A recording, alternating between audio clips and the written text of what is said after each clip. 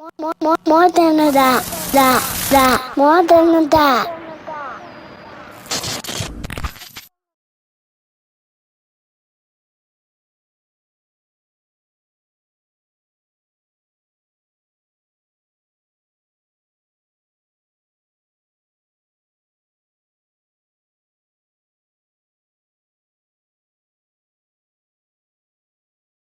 Join the More Than a Dad family by following us on Instagram, subscribing to our YouTube channel. Don't forget to join our Facebook group for daily questions, motivation, dad jokes, and new dad tips. If you enjoy our podcast, please leave us a review on Apple Podcasts and Spotify. Be sure to like, comment, and share our content with other parents. Last but not least, make sure you check out our new merch. The link is in the bio of our Instagram as well as the description of this YouTube video. We are truly grateful and thanks for supporting More Than a Dad. Welcome to episode 1 of the Parent Journal with Lou Mobley. I just wanted to share a story about my 3-year-old son Manny, who's in that independent toddler phase who he wants to do everything himself, pick out his own clothes, dress himself, bathe himself, wash his face, brush his teeth. He just wants to do it all himself. He doesn't even want me to go back in and help him brush where he didn't reach. He just wants to do it himself, which is, I guess, a phase in a toddler's development. So last week we were running a little late for daycare, and I was like, Manny, we gotta hurry up and get dressed and eat, and we gotta get to daycare. We running behind. It's not his fault, but it's my fault. But I'm putting a little pressure on him we gotta get going. So we go downstairs to eat his waffles and his fruit, and I say, hey man, I'm gonna go start the car. Go ahead, put your shoes on. So I go out to start the car. I take his lunch and his sleeping bag to the car. And I come back and he's still wrestling with these shoes. I see that he got the left sneaker on, but that right shoe was getting the best of him this morning. So he's over here twisting and turning and squirming and bending his foot left and right, and he's getting frustrated with his shoe. And I offer him all this help. I'm like, Manny, you want daddy to do it? Being patient. I'm like, I can help you put it on and we can leave. And he's like, no, daddy, I can do it. And the more I asked him if he needed help, the more frustrated he got. So I try to leave him alone, but this process becomes 5 minutes and close to 10 minutes, and it's taking up time. And like I said, we were running late, so I'm like, I'm ready to go. Like, we need to go, and he's still struggling with the shoe. So eventually I'm like, all right, Manny, I'm leaving. I'm going outside. And he comes running behind me, and you can hear the feet. He's like, Daddy, I did it. I put my shoe on. And I look at him and his hands is in the air. He has this huge smile on his face, But prior to that, he was going through all the emotions of struggling with the shoe. He's frustrated. He's crying. He's whining. He's going through everything. So to see him triumph and put this shoe on, I was happy and I was proud that he didn't give up. And, that independence that he's fighting for, he won that battle that day. And so we get him in the car and I take him to daycare, and that's pretty much the end of that story. And I tell that story just to relate to when I was a young adult and I had graduated from college. I played college football and I persevered through a lot of things in college, like injuries and grades, and my mom having cancer for a second time, and my brother being locked up. I even lost my father in college, and I exhausted myself to get through that finish line of graduating.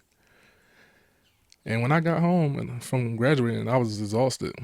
And that was just the beginning. Life's a marathon. So that was more like a checkpoint to get through, or just to get to the next level to graduate, right? So I came home, and then I realized that having this piece of paper, this diploma, this degree wasn't the magic ticket that I thought it was, that I would apply, they would see that I graduated, and I would just get all types of opportunities to work in the field, outside the field, or whatever I thought. That wasn't the case. I came home, I was jobless for 3 or 4 months, and started off making like $10 or $12 an hour, and it sucked, and I wasn't proud of it. Family and friends would ask, how is it going? How's work? And mind you, I'm just doing security because that's all I could find, and I'm a big guy. It was a slap of reality. But I just thought to myself, like, dang, I'm hardworking. I persevere over challenges and adversity. I'm dedicated. I just need help. I just need somebody to put me in position or pull some strings, pull my resume. Do you know somebody? I needed somebody in my head. I needed somebody to put me on. I just wish somebody was there to help. That was just like my mindset is that I just need some help. I don't know where I acquired that victim mindset or that entitlement or whatever it was. Like I said, it could just been the fatigue from going through all the things I was going through at the time and just getting through what I appeared at the time as a finish line. And no. So I had this mindset of I just wish somebody would put me on. I'll be a good employee somewhere. I'll be hardworking. And then I didn't realize I didn't exhaust all my options. I had went to school in Western Pennsylvania and I live in Philly in Eastern Pennsylvania. So all the networking and the friends I had, all the teammates I had, the internships I've done, them relationships were 5 hours away. So to go home, it was like starting over from ground zero. And at the time, I didn't see it as that type of challenge. I seen it as, man, I finished school. Like, I should have a job, but it should be somewhere. I should be able to work somewhere with this education. And in reality, I needed to network. So fast forward, I eventually figured that out. It took me some time. And I networked and I put myself on in a lot of situations.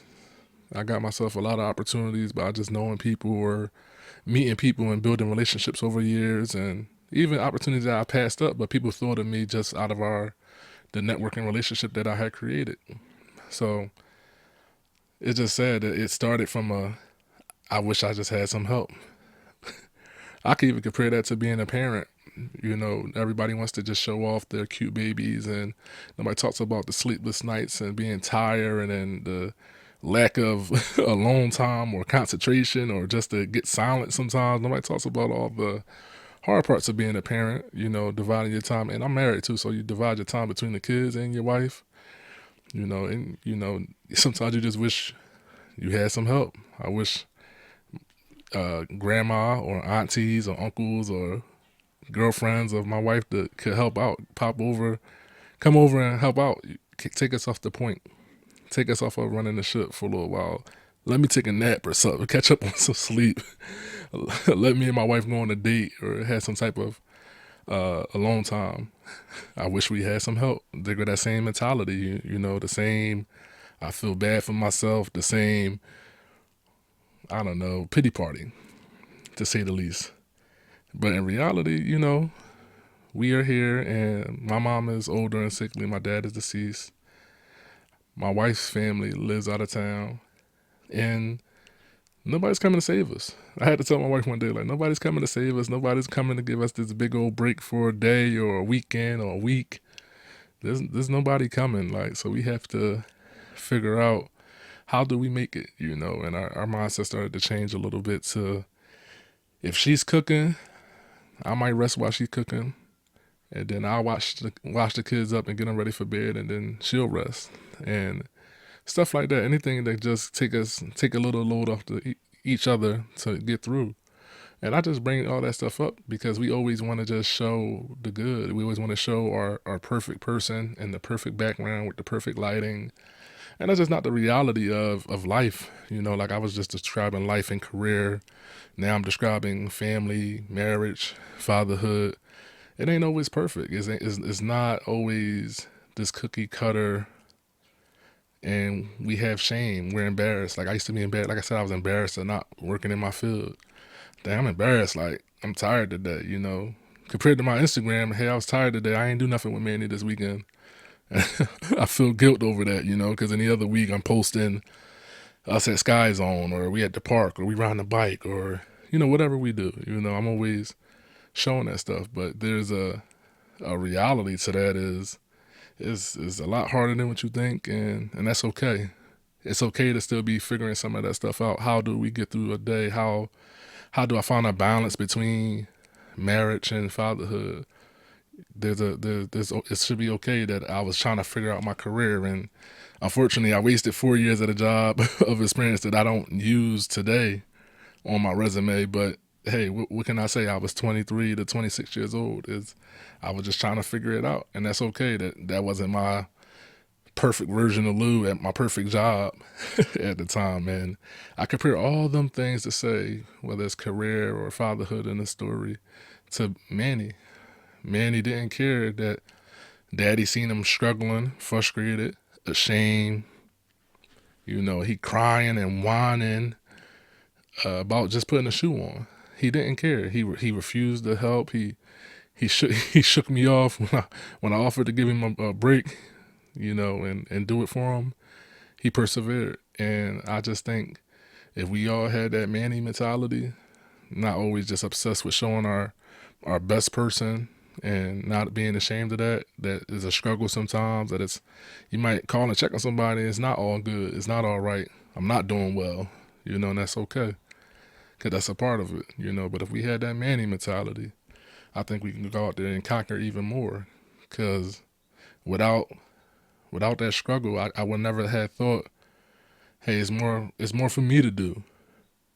I need to network down here in this Philly area if I want to get a career down here. Hey, I need to figure out something that works for me and my wife, so we both not in here exhausted from, you know, her barely sleeping and breastfeeding overnight, or me working and taking care of my daughter in the day, you know. So it had to be, we had to go through that to get the thought process that it was more for us to do. But I think Manny got it all together at 3 years old, guys. Never give up. Never run around just looking for help and handouts. Exhaust yourself. Don't care if anybody see you struggling and crying and frustrated, because you're gonna get through. You're gonna figure it out.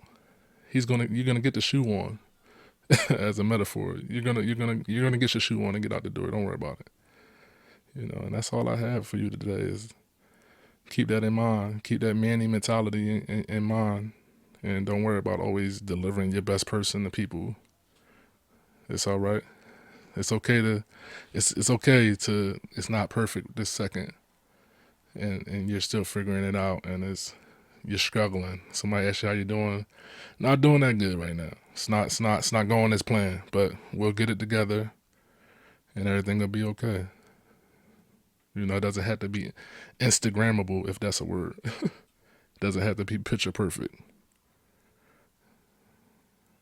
That's all I got. Signing off.